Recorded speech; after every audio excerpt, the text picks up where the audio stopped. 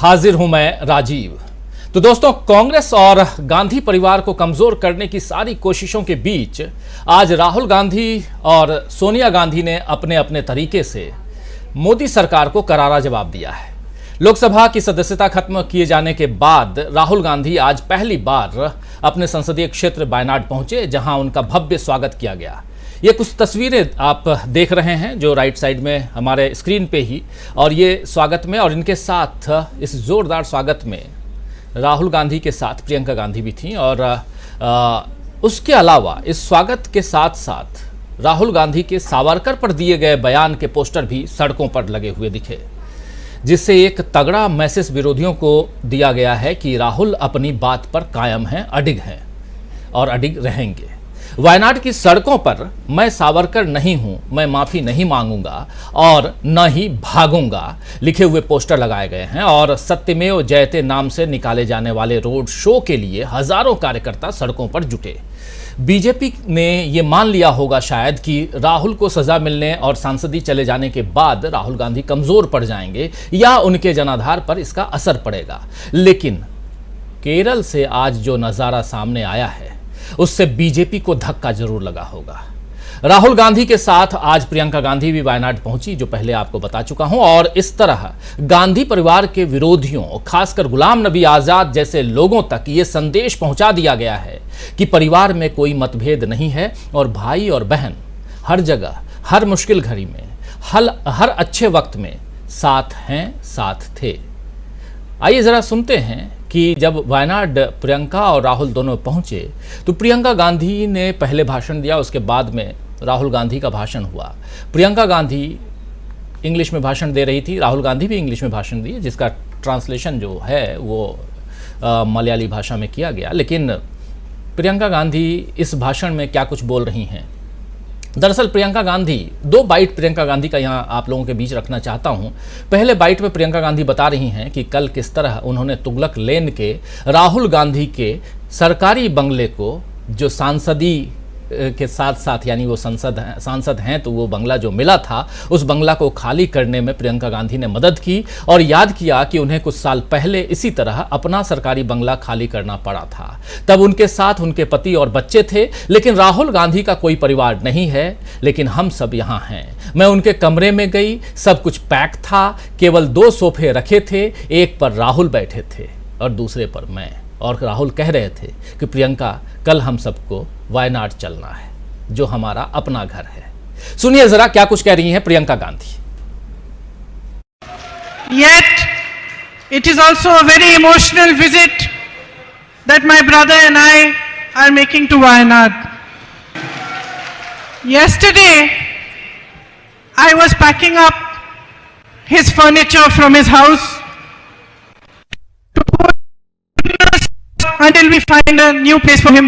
I was looking at the storeroom, putting all the cardboard boxes one on top of the other, and I was thinking to myself that a few years ago I also had to move my home. I had my children to help me, my husband helped me, I have a family of my own, and I was thinking my brother doesn't have his own children, his own wife and family to help him, even though he has the rest of us.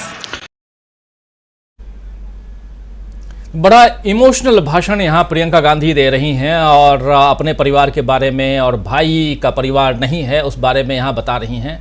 और एक दूसरी bite आपको प्रियंका गांधी के इसी भाषण का सुनाना चाहता हूं, जिसमें कह रही हैं कि आपको शायद याद नहीं होगा कि मैं 2019 में यहां आई थी और अपने भाई के बारे में ऐसी बातें कही थीं जो आपको पता नहीं थीं। जैसे मैं चाहती थी कि आप इस इंसान को जानें जो आपकी सेवा के लिए आपसे वोट चाह रहा था, और आज 4 साल बाद मैं जानती हूं कि आप राहुल को जानते हैं। आप जानते हैं वो एक ईमानदार व्यक्ति हैं जो निडरता के साथ सच कहता है, वो एक बहादुर इंसान है और सत्ता में बैठे लोगों के आगे झुकता नहीं है, जो उसे चुप कराना चाहते हैं।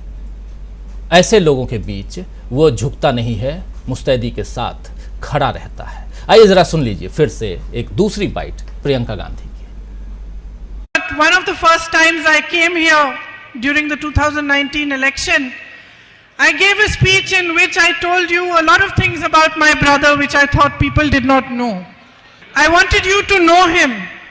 I wanted you to know this man who was asking for your votes, who was asking you to allow him to serve you. But today, almost 4 years later, I know that you know Rahul.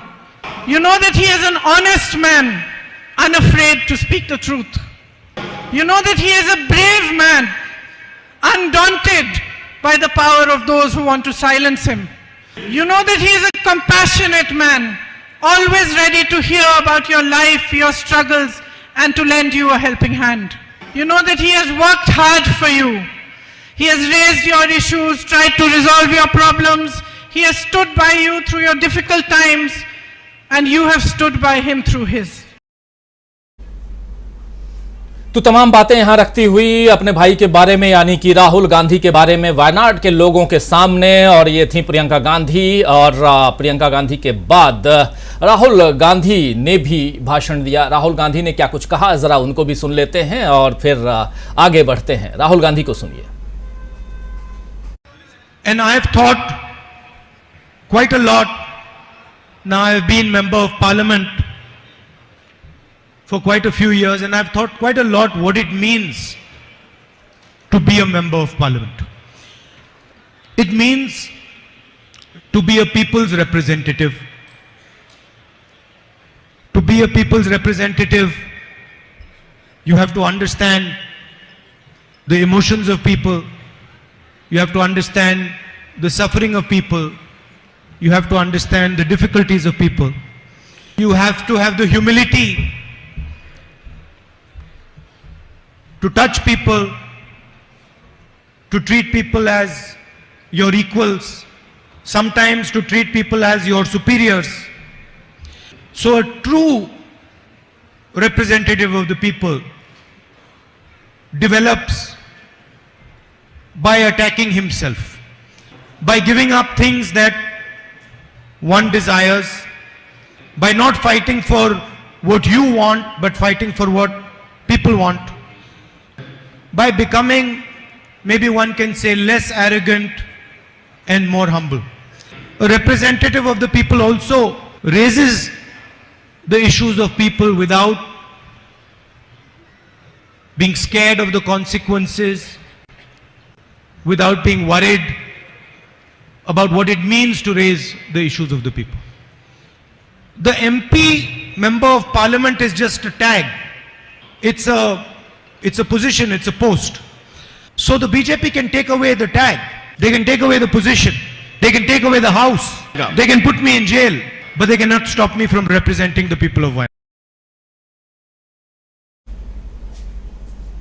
तो सुन रहे थे आप राहुल गांधी को। MP जो है एक tag है, उससे ज़्यादा कुछ नहीं है। बीजेपी के लोग मुझे घर से बाहर निकाल सकते हैं, ये टैग हटा सकते हैं, लेकिन सेवा करने से, आप सबकी सेवा करने से मुझे नहीं रोक सकते। अपनी इच्छाओं को त्याग करता और अपनी चाहतों के लिए नहीं, लोगों के ज़रूरतों के लिए मैं लड़ता हूँ, उसमें अहंकार का, ये तमाम बातें राहुल गांधी को लेकर के यहाँ राहुल गांधी खुद अपनी बातें यहाँ रख रहे थे। तो केरल से राहुल और प्रियंका ने बड़ा राजनीतिक मैसेज दिया है दोस्तों। और दूसरी तरफ इधर सोनिया गांधी ने एक राष्ट्रीय अखबार में लेख के जरिए मोदी सरकार पर जमकर प्रहार किया है। दरअसल द हिंदू में सोनिया गांधी का एक लेख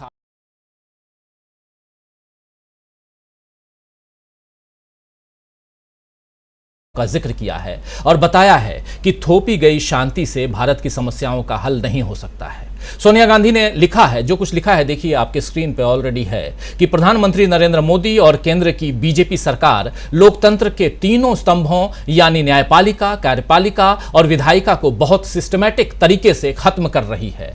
संसद के बीते सत्र में हमने कार्यवाही बाधित करने की सरकार की रणनीति देखी, जिससे विपक्ष को बेरोजगारी, महंगाई, सामाजिक विभाजन और अडानी स्कैम जैसे अन्य महत्वपूर्ण नहीं रुकती हैं अपने आलेख में, माफ करें सोनिया गांधी यही नहीं रुकती हैं। सोनिया गांधी आगे अपने लेख में भाजपा और आरएसएस पर देश में नफरत और हिंसा को बढ़ावा देने का भी आरोप लगा रही हैं। और सोनिया गांधी ने अपने आलेख में लिखा है कि पीएम मोदी ने लगातार इस तरह की घटनाओं की अनदेखी की। पीएम ने एक बार भी शांति या सद्भाव का आह्वान नहीं किया। खासकर भाजपा और आरएसएस और देश में सांप्रदायिक सौहार्द की बात कर रही हैं यहाँ पर, और कह रही हैं कि पीएम मोदी ने लगातार इस तरह की घटनाओं की अनदेखी की। पीएम ने एक बार भी शांति या सद्भाव का आह्वान नहीं किया है। सोनिया ने यह भी लिखा है अपने आलेख में, अपने आर्टिकल में, जो हिंदू में उनका आर्टिकल आज ही छपा है, कि आने वाले दिन काफी अहम हैं। कांग्रेस पार्टी समान विचारों वाले दलों के साथ हाथ मिलाकर भारत के संविधान की रक्षा के लिए हर संभव कोशिश करेगी। ये सोनिया गांधी लिख रही हैं। तो दोस्तों, सोनिया गांधी का ये आलेख ऐसे समय पर आया है जब अगले लोकसभा चुनाव के लिए विपक्षी एकता की कोशिशें तेज हो रही हैं। लेकिन इस बीच शरद पवार ने जिस तरह अडानी मुद्दे पर जेपीसी जांच की मांग को सही नहीं बताया है, उसे विपक्ष में पड़ी फूट की तरह देखा गया। हालांकि अब शरद पवार की बातें भी आई गई हो गई, बहुत सारी बातें। और इस बीच एक खबर और आ रही है कि उधर बिहार के मुख्यमंत्री नीतीश कुमार दिल्ली के लिए निकल चुके हैं। और दिल्ली तब वो निकले हैं जब अभी 2 दिन पहले कांग्रेस के प्रेसिडेंट मल्लिकार्जुन खड़गे ने उनसे बात की थी। मल्लिकार्जुन खड़गे ने न सिर्फ नीतीश कुमार से बात की थी, बल्कि उन्होंने उद्धव ठाकरे से बात की थी और तमिलनाडु के मुख्यमंत्री एमके स्टालिन से भी बात की थी। तो 3 प्रमुख नेताओं से बात की थी मल्लिकार्जुन खड़गे ने। और आज नीतीश कुमार जी इधर लौट रहे हैं, दिल्ली आ रहे हैं, लौट नहीं रहे हैं बल्कि दिल्ली आ रहे हैं मिलने के लिए, और उसमें भी विपक्षी एकता की बात करने के लिए। तो इधर भी सोनिया गांधी भी जो बात कह रही हैं, और सोनिया गांधी के इस आलेख को उसी हिसाब से देखा जा रहा है कि सोनिया गांधी भी अब 2024 की तैयारियों में कूद पड़ी हैं। अब सोनिया ने भी खुलकर बता दिया है कि विपक्ष में दरार डालने के लिए जितनी भी मतलब दूसरे जो है डालने की कोशिश करें, उनकी चाहते रहें, लेकिन कोशिश जो है वो नाकाम कर दी जाएगी। कांग्रेस अपनी कोशिश करना नहीं छोड़ेगी, यानी कि विपक्षी एकता की कोशिश जो है वो करना नहीं छोड़ेगी, और बीजेपी को चुनौती देने के लिए विपक्षी दलों का साथ लेगी कांग्रेस पार्टी। तो सोनिया गांधी के लेख से आज बीजेपी को चेतावनी और चुनौती दोनों मिल गई है। इधर तीसरी खबर जो है वो है राजस्थान से। राजस्थान में बीजेपी के लिए मुश्किल खड़ी हो रही है। अब आप कहेंगे कि दिन भर तो खबर चल रही थी कि राजस्थान के मुख्यमंत्री अशोक गहलोत के लिए मुश्किल खड़ी हो रही है, और आप डीबी लाइव वाले कह रहे हो कि बीजेपी के लिए मुश्किल खड़ी हो रही है। हो सकता है, कई लोग ऐसी बातें करते हैं, लेकिन सुनिए जरा कैसे मुश्किल खड़ी हो रही है। क्योंकि सचिन पायलट ने आज वसुंधरा सरकार के काल में हुए भ्रष्टाचार के विरोध में अनशन किया है। हालांकि इस अनशन में कांग्रेस आलाकमान की मंजूरी नहीं है, बल्कि यह कहना शायद ठीक होगा कि सचिन पायलट एक बार फिर बगावती तेवर दिखा रहे हैं। लेकिन ये उनके लिए जो चाहते हैं, यानी दिल्ली के, हमारे कई साथी कहते हैं कि लुटियन जोन्स में, दिल्ली का जो लुटियन जोन्स मतलब एरिया है, उसमें सचिन पायलट साहब की खूब चलती है। जब सचिन पायलट साहब की खूब लुटियन जोन्स में चलेगी तो उनकी नोएडा मीडिया में भी खूब चलती है। तो बगावती तेवर दिखा रहे हैं सचिन पायलट साहब, और इससे कांग्रेस को चुनाव में मुश्किल हो सकती है, ऐसा कहा जा रहा है। लेकिन ध्यान देने की बात यह है कि सचिन ने वसुंधरा राजे सरकार के भ्रष्टाचार का विरोध किया है, यानी वे कटघरे में बीजेपी को खड़ा कर रहे हैं, और इस पर चुनावों में बीजेपी को जवाब देने में मुश्किल हो सकती है। तो क्या बीजेपी सचिन पायलट के अनशन को कांग्रेस के खिलाफ भुना पाएगी? यह देखना होगा, वरना यह तो तय है कि सचिन पायलट कांग्रेस में बगावत दिखाने के बाद भी बीजेपी के लिए ही संकट खड़ा करेंगे।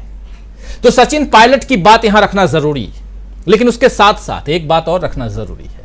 चौथी खबर वो भी बता दूं, और फिर अभी थोड़ी देर पहले हमारे तमाम साथियों की एक झलक आप देख चुके हैं, और उनके बीच चलेंगे हम।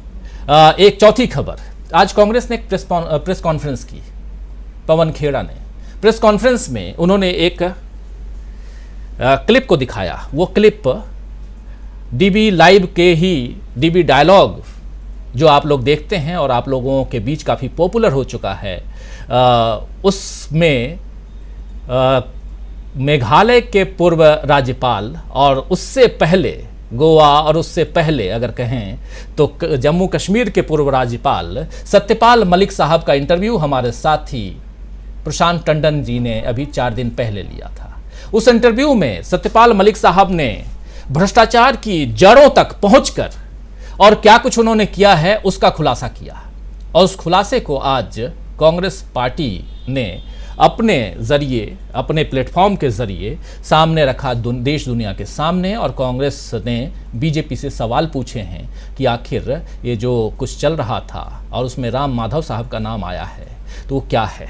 खैर, उस पर भी चर्चा करेंगे, लेकिन ये 4 महत्वपूर्ण खबरें थी जो आप तक पहुंचाना जरूरी। आप अभी देख रहे हैं तस्वीर जो है वो सत्यपाल मलिक का नहीं बल्कि राहुल गांधी की तस्वीर देख रहे हैं, और राहुल गांधी वायनाड में है, प्रियंका गांधी और साथ साथ सोनिया गांधी का ये आलेख क्या मायने रखता है। क्या मायने रखता है आज की तारीख में अनशन पर बैठना सचिन पायलट का, और क्या मायने रखता है सत्यपाल मलिक का सीधा प्रहार बीजेपी और राम माधव के ऊपर, यानी राम माधव के जरिए बीजेपी के ऊपर करना हमारे चैनल पर। ये तमाम बातें हम करेंगे और समझने की कोशिश करेंगे कि क्या गांधी परिवार ने बीजेपी को घेर लिया है। बड़ा सवाल है, क्या गांधी परिवार के तेवर से बीजेपी घबराएगी? ये भी एक बड़ा सवाल है। आइए चर्चा की शुरुआत करते हैं। हमारे साथ कुछ वरिष्ठ साथी जुड़े हुए हैं, उन सबसे